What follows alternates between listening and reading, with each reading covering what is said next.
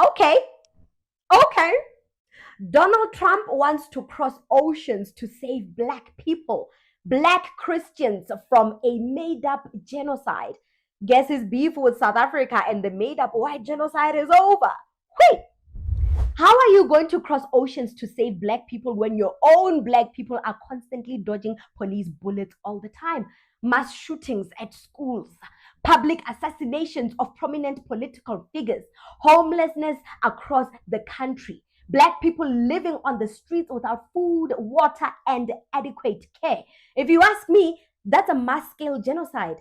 Fix your own backyard before crossing oceans to pretend to save people when you know the real motive behind your superhero act. He doesn't care about Nigerian Christians. Sorry. This is just him telling the world that they are going to put American troops in Nigeria to re-establish a foothold in the Sahel after being kicked out of Burkina Faso, Mali, and Niger. And we also know that Dangote is managing the country's oil on behalf of the state. Such a businessman is an obstacle to the dollar, and they want to remove the middleman. For decades, the script was simple. Africa drills the oil, the West refines it, and Africa buys it back at triple the price with gratitude. Imagine that. Now, Dangote came with a 650,000 barrel per day plot twist. The first migraine hit when US fuel export numbers started twitching. West Africa, that loyal customer, suddenly said, no thanks, we'll refine it at home. Imagine selling umbrellas in a desert. That's how America feels right now in the diesel market. Then came the second headache, the petrodollar sneeze. If Nigeria starts trading refined products in Naira, Yang, or even Afropay, that's a direct jab at the US dollar. And the dollar doesn't like competition, it catches inflation fever when others sneeze independence.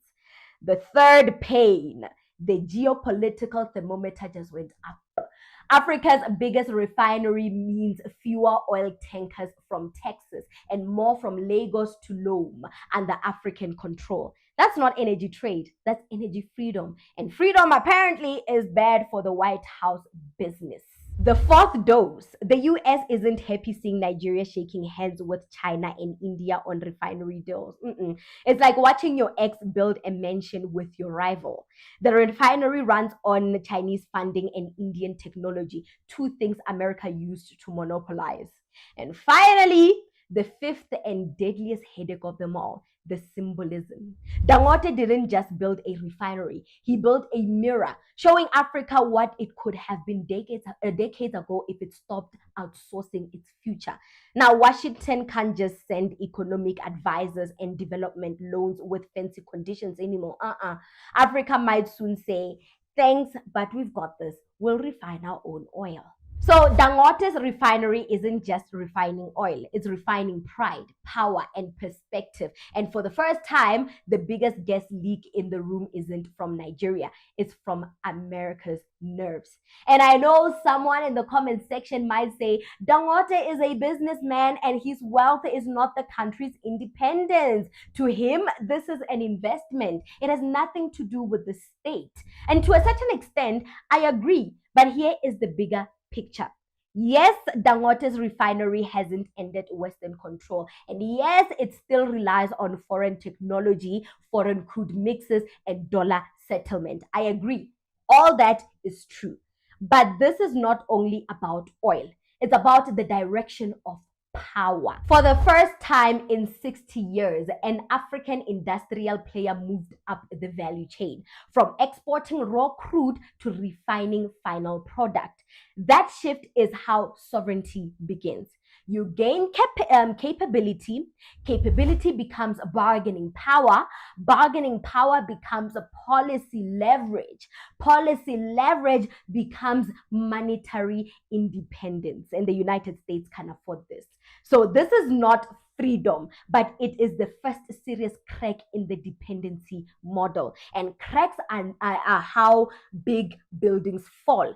So let's celebrate it honestly, not as a miracle, not as a propaganda, but as proof of what Africans can build when government and their construct of democracy steps aside.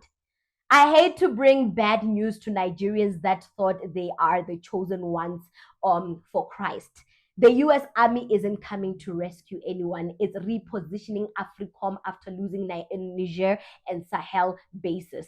Venezuela and Nigeria are next, not for salvation, but lithium and oil leverage. Every US rescue ends with a resource map and a famine. I mean, ask Libya and Iraq, they will tell you that. Every US help rescue mission ends in misery.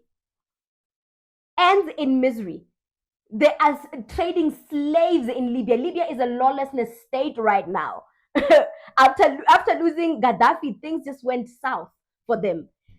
In Iraq, after Saddam Hussein's death, the country is plagued with insurgency, political instabilities.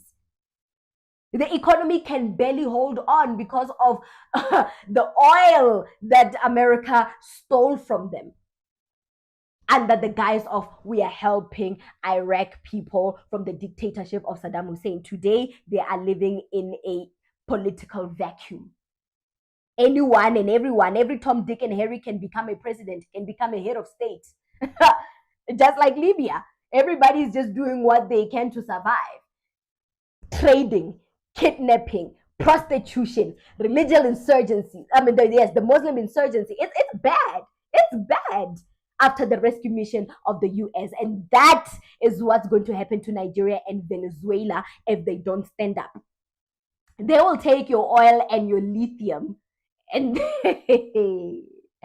and they will improve the technology of their military, their sophisticated intelligence. They will take your resources to improve their economy, to improve their military technology so they can continue suppressing and invading in people's lands and stealing from them without permission. They don't even need permission to steal. What am I saying? They'll continue acting as agency of stolen resources, if you ask me. So Trump is using this Christian genocide, Nigerian Christian genocide, as an excuse to establish AFRIFOM, to establish his foothold back in West Africa since being kicked out by Burkina Faso, Niger, and Mali, the Sahel region. Yes. And he wants to get rid of this man, Dangote. Dangote is a problem to the US dollar. This man is saying, hey, but we can refine our own oil. We don't need to export raw materials, to export oil, to crude oil without being refined, and then buy it back refined, triple the price. We don't have to do that. That's bad business. I have come up with a model, a strategy. And surprise, surprise, after that strategy, after Dangote's strategy is implemented, and Nigeria sees that it's working, suddenly there's a Christian genocide. Ah, America, come save me. What would I do without you? Oh my God. It's funny. It's funny. It's funny. The black Christians are called oil. The black Christians are called crude oil. The black Christians are called let's stop the economic independence of a major key player in Africa, Nigeria. A major key player that produce and supply the most essential, the most essential resource, oil. Let's stop that. And besides, this newfound relationship with China and India, I don't like that. We used to monopolize China and India technologies and forces. And now China and India think that they can come to Africa and act as a funnel and act as the Messiah. Not on our watch. This relationship, we will bluster it. This is the thinking of the MAGA operation. That is the thinking of the United States. Guys, United States, you guys need to confront your government. It's easy to look away when the gun is not pointed at your head. It's easy to look away and just say, yeah, yeah, it is what it is. It's easy to report about it. But guys, we need to actually, y'all need to hold your government accountable.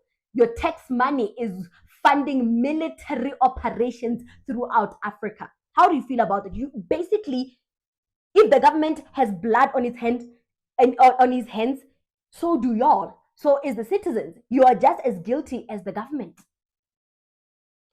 What do you think about this segment? Comment to us in the comment section below. Don't forget to like and share the broadcast. Subscribe to our YouTube channel. Hit that notification bell so you don't miss these groundbreaking conversations right here on the African Diaspora News channel. And all family, I have my own YouTube channel. It's called The Native Talk. The link is in the description box below. So do go to the description box, click on the link, and subscribe to The Native Talk. We talk everything African politics, the cultural landscape that shape this continent, and your favorite South African destination that you'd like to travel to with me as your tour guide. But until then, have a good one.